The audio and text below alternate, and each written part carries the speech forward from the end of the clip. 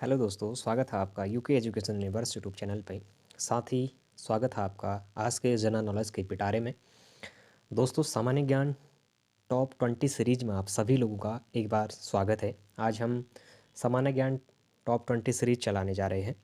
इससे पहले हमने उत्तराखंड और हिंदी की टॉप 20 सीरीज चलाई हुई है, जो आज ही से हमने शुरू करी है। आप लोगों ने उम्मीद करता हूँ वो वीडियोज़ देखी होंगी।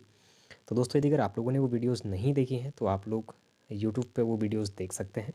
साथ ही जो सामान्य ज्ञान टॉप 20 सीरीज है हमारा, ये डेली आज से 5 बजे चलेगा और शाम के 5 बजे आप लोगों को ये सीरीज़ डेली देखने को मिलेगा। बहुत जल्द हम प्रयास करेंगे उत्तराखंड पुलिस दरोगा के अभ्यर्थियों के लिए हम लाइव आने का प्रयास करेंगे और मैथ्स और रीजनिंग की हम क्लासेस लाने का प्रयास कर रहे हैं। तो उम्मीद करते हैं बहुत जल्द ही आप लोगों के सामने लाइव आ पाएंगे। और साथ ही दोस्तों, शुरू करते हैं आज के जनरल नॉलेज के पिटारे को और आज के सामान्य ज्ञान टॉप 20 सीरीज को। तो पहला क्वेश्चन है हमारा, मेडागास्कर की जलधारा कैसी है। दोस्तों, क्वेश्चन का मतलब ये है कि जो मेडागास्कर की जलधारा है वो एक ठंडी जलधारा है या फिर गर्म जलधारा है। जिस प्रकार से आप लोगों ने देखा होगा, जैसे हमारा गल्फ स्ट्रीम है तो हमारी गर्म जलधारा है, लेब्राडोर की हम बात करेंगे तो दोस्तों हमारी ठंडी जलधारा है। तो उसी प्रकार जो हमारी मेडागास्कर है दोस्तों, मेडागास्कर किस प्रकार की जलधारा है, आपसे क्वेश्चन पूछा गया है। तो दोस्तों, जो हमारी मेडागास्कर है वो हमारी एक गर्म जलधारा है, यानी कि जो ऑप्शन नंबर बी है हमारा इसका राइट आंसर हो जाएगा।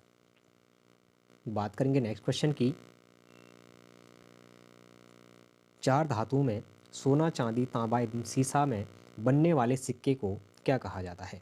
दोस्तों, इससे पहले भी ये क्वेश्चन एक बार मुझे जहाँ तक याद है यूके पीएससी के एग्ज़ाम में देखने को मिला था कि चार धातु सोना, चांदी तथा तांबा एवं सीसा से बनने वाले सिक्के को हमारा कारसापर्ण कहा जाता है, यानी कि ऑप्शन नंबर जो डी है हमारा, ये इसका राइट आंसर हो जाएगा। फिर देखिएगा, बात करेंगे नेक्स्ट क्वेश्चन की।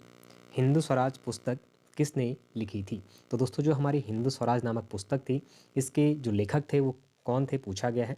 आपके पास ऑप्शन है बाल गंगाधर तिलक, गोविंद बल्लभ पंत, गुरु गोलवकर और महात्मा गांधी। तो दोस्तों, अगर सही आंसर की अगर हम बात करेंगे तो महात्मा गांधी जी के द्वारा हमारी हिंद स्वराज नामक पुस्तक लिखी गई थी। ऑप्शन नंबर डी इसका राइट आंसर होगा। अंतर्राष्ट्रीय टाइगर दिवस कब मनाया जाता है। तो दोस्तों, अंतर्राष्ट्रीय टाइगर दिवस कब मनाया जाता है, आपके पास ऑप्शंस हैं 24 जुलाई, 29 जुलाई और 20 जुलाई और 25 जुलाई आप लोगों के पास ऑप्शंस हैं। अगर सही आंसर की अगर हम बात करें तो 29 जुलाई इसका सही आंसर होगा। आप लोगों ने देखा होगा 29 जुलाई 2010 को पिट्सबर्ग नामक शहर पर अंतर्राष्ट्रीय टाइगर समिट होती है और वहाँ पर जो टाइगर हैं, विश्व में टाइगरों की जो हमारी स्थिति थी उनकी गिरावट को बचाने के लिए एक लक्ष्य रखा जाता है, जिसमें 2018 में उस लक्ष्य को हासिल करने वाला नेपाल हमारा पहला देश है और 2019 में भारत ने कर लिया था, यानी कि ऑप्शन नंबर जो बी है इसका राइट आंसर होगा। फिर देखते हैं वानखेड़े स्टेडियम कहाँ अवस्थित है। इससे पहले आप लोगों ने अगर यूके पीएससी का एग्ज़ाम दिया होगा तो यकीनन आप लोगों ने ये क्वेश्चन वहाँ पर देखा होगा। दोस्तों, जो हमारा वानखेड़े स्टेडियम है ये हमारा कहाँ पर है, इससे पहले सेम इसी वे में ये क्वेश्चन पूछा गया था। आप लोगों के पास ऑप्शंस हैं मुंबई, चेन्नई, कोलकाता और पुणे। दोस्तों, वानखेड़े स्टेडियम से एक और चीज़ आप लोगों के दिमाग में आ रही होगी, जो हमारे मास्टर ब्लास्टर सचिन तेंदुलकर जी हैं, जिनको हमारे क्रिकेट के भगवान के नाम से भी जाना जाता है, भारत रत्न से सम्मानित हमारे सचिन तेंदुलकर साहब हैं। तो दोस्तों, उनकी जो प्रतिमा है वो हमारी वानखेड़े स्टेडियम पर लगाई गई है। अच्छा, वानखेड़े स्टेडियम अगर बात करेंगे कहाँ पर इसका अनावरण किया गया, तो दोस्तों मुंबई में हमारा वानखेड़े स्टेडियम है, यानी कि ऑप्शन नंबर जो ए है इसका राइट आंसर होगा। बात करते हैं पश्चिमी मध्य रेलवे का मुख्यालय कहाँ है। तो दोस्तों, जो हमारा पश्चिमी मध्य रेलवे है उसका मुख्यालय कहाँ पर है, आप लोगों को क्वेश्चन है। इलाहाबाद, सिकंदराबाद, जबलपुर और भुवनेश्वर आपके पास ऑप्शंस हैं। इससे पहले रिपीटेड क्वेश्चन है, रिपीटेड क्वेश्चन को ही लेके मैं आज का सीरीज़ लेकर आया हूँ। जो इसमें लेवल बढ़ाने का और घटाने का रहेगा वो बीच बीच में मैं करते रहूँगा, लेकिन आज का जो सीरीज है वो जो पुराने पेपर हैं उन्हीं से रिपीटेड क्वेश्चन इसमें देखने को मिले हैं। तो पश्चिमी रेलवे का मुख्यालय कहाँ पर है दोस्तों, हमारे अगर सही आंसर की बात करें तो जबलपुर नामक स्थान पर हमारा पश्चिमी रेलवे का मुख्यालय है। ऑप्शन नंबर सी इसका राइट आंसर होगा। ग्रेट बैरियर रीफ किस देश में है। तो दोस्तों, जो हमारा ग्रेट बैरियर रीफ है वो किस देश में हमारा है। आप लोगों ने देखा होगा एक इस तरीके की पहाड़ी हमारी आती है। अगर बात करेंगे तो दोस्तों, जो हमारा ऑस्ट्रेलिया है, ऑस्ट्रेलिया में हमारी क्या है, ग्रेट बैरियर रीफ है, यानी कि ऑप्शन नंबर जो सी है हमारा इसका राइट आंसर है। बात करते हैं नेक्स्ट क्वेश्चन की सम्मित शिखर किस धर्म का तीर्थ स्थल है। तो दोस्तों जो सम्मित शिखर है वो किस धर्म का तीर्थ स्थल है, आप लोगों के लिए क्वेश्चन है। ऑप्शन से हैं बौद्ध धर्म, जैन धर्म, हिंदू धर्म और सिख धर्म आपके पास। अगर राइट आंसर की अगर हम बात करें तो दोस्तों जैन धर्म का जो तीर्थ स्थल है उसे सम्मित शिखर के रूप में जाना जाता है। ऑप्शन नंबर 20 का राइट आंसर होगा। फिर देखिएगा, जनसंख्या की दृष्टि से भारत के 3 सबसे छोटे राज्यों का सही क्रम है। तो दोस्तों देखिएगा, अगर जनसंख्या की दृष्टि से अगर हम बात करेंगे तो भारत के सबसे 3 जो छोटे राज्य हैं वो कौन कौन से हैं। ऑप्शन आपके सामने है, अरुणाचल प्रदेश, सिक्किम और मिजोरम। सिक्किम, मिजोरम, अरुणाचल प्रदेश, अरुणाचल, मिजोरम और सिक्किम, और मिजोरम, सिक्किम और अरुणाचल प्रदेश। तो दोस्तों अगर सही क्रम की यदि अगर हम बात करें तो इसका आंसर सबसे कम सिक्किम में है, फिर मिजोरम में है, उसके बाद फिर जाके अरुणाचल प्रदेश में है, यानी कि ऑप्शन नंबर जो बी है हमारा ये इसका राइट आंसर होगा। फिर देखिएगा, कोंकण रेलमार्ग निम्न में से किस पर्वत श्रृंखला से होकर गुजरता है। तो दोस्तों जो हमारा कोंकण रेलमार्ग है वो किस पर्वत श्रृंखला से होकर गुजरता है, आप लोगों के लिए क्वेश्चन है। आपके ऑप्शन से हैं पश्चिमी घाट, अरावली, पूर्वी घाट और नीलगिरी। तो दोस्तों पश्चिमी घाट, नीलगिरी और पूर्वी घाट आप लोगों के पास ऑप्शंस थे। इसमें से अगर बात करें तो अरावली अधिकतर लोगों ने इसमें से डिलीट कर दिया होगा, पूर्वी घाट को भी कर दिया होगा क्योंकि कोंकण रेलवे की बात करी है। अगर बात करेंगे दोस्तों इसकी, तो अगर सही आंसर की बात करें तो जो पश्चिमी घाट है दोस्तों, पश्चिमी घाट में हमारी जो कोंकण रेलमार्ग है वो पश्चिमी घाट पर्वत श्रृंखला से होकर गुजरती है, यानी कि ऑप्शन नंबर जो ए है इसका राइट आंसर होगा।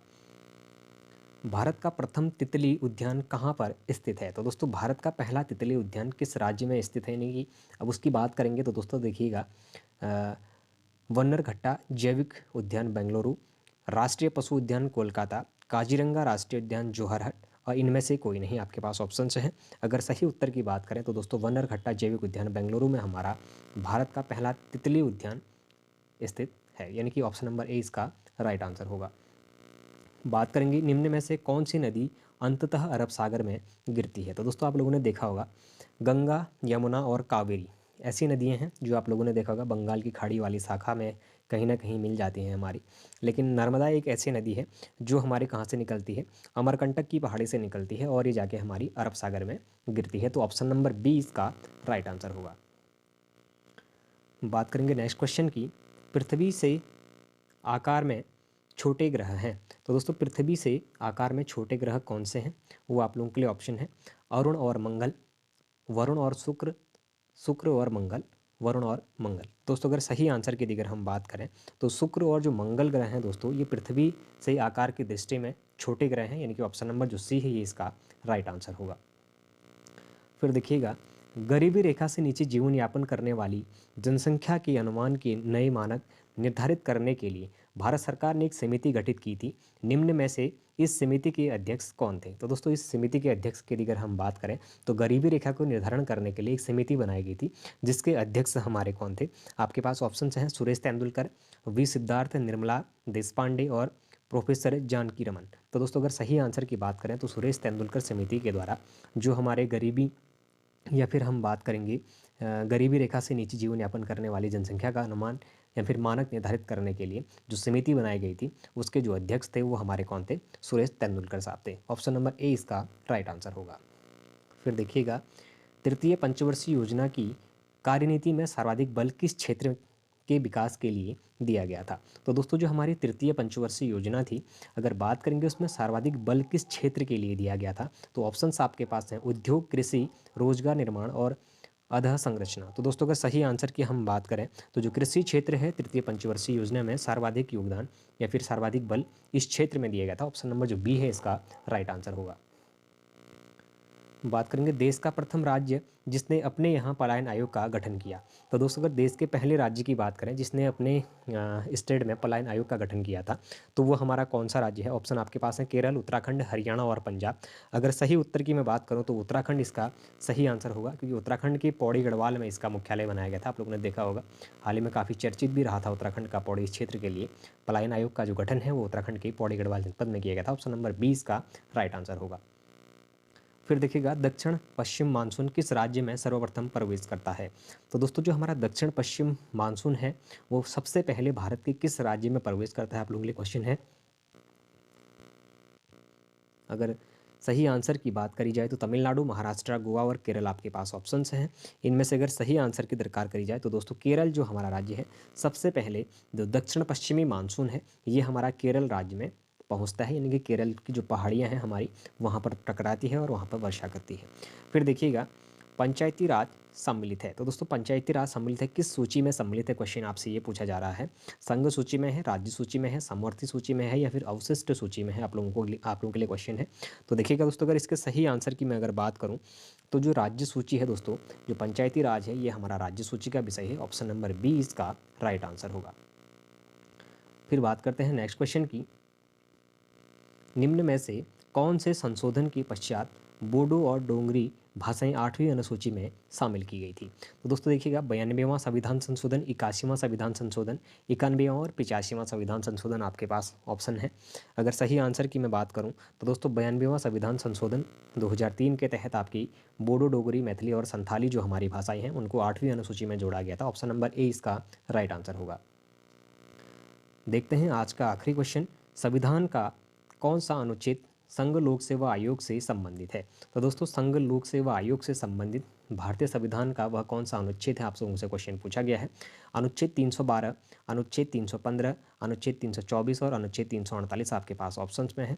अगर बात करेंगे दोस्तों तो देखिएगा अनुच्छेद 312 अखिल भारतीय सेवाओं से संबंधित है। अनुच्छेद 315 की यदि अगर हम बात करें तो ये संघ लोक सेवा आयोग की बातें करता है, यानी कि ऑप्शन नंबर जो बी है दोस्तों ये इसका राइट आंसर होगा। अनुच्छेद 324 में आपका निर्वाचन आयोग आ जाता है। और अगर बात करेंगे अनुच्छेद 348 की तो दोस्तों ये न्यायालयों की भाषा से संबंधित हमारा देखने को मिलता है। अगर सही आंसर की बात करेंगे तो राज्य लोक सेवा आयोग से संबंधित जो हमारा आर्टिकल है वो हमारा अनुच्छेद 315 है, यानी कि ऑप्शन नंबर 20 का राइट आंसर होगा। तो दोस्तों जनरल नॉलेज के पिटारे में आज हमने 20 क्वेश्चनों को डिस्कस किया और इन 20 क्वेश्चनों में लगभग आपको लगा होगा कि अधिकतर जो क्वेश्चन थे वो काफ़ी इंपॉर्टेंट और अधिकतर बार परीक्षा में पूछे गए क्वेश्चन थे। तो दोस्तों अगर डेली हमारे जो प्रैक्टिस सेट सीरीज है इससे जुड़ने के लिए हमारे चैनल को सब्सक्राइब करें, अपने दोस्तों के साथ हमारे चैनल को शेयर करें, बाकी लाइक करें, कमेंट करें और बने रहिएगा हमारे YouTube channel UK education universe YouTube channel के साथ। धन्यवाद।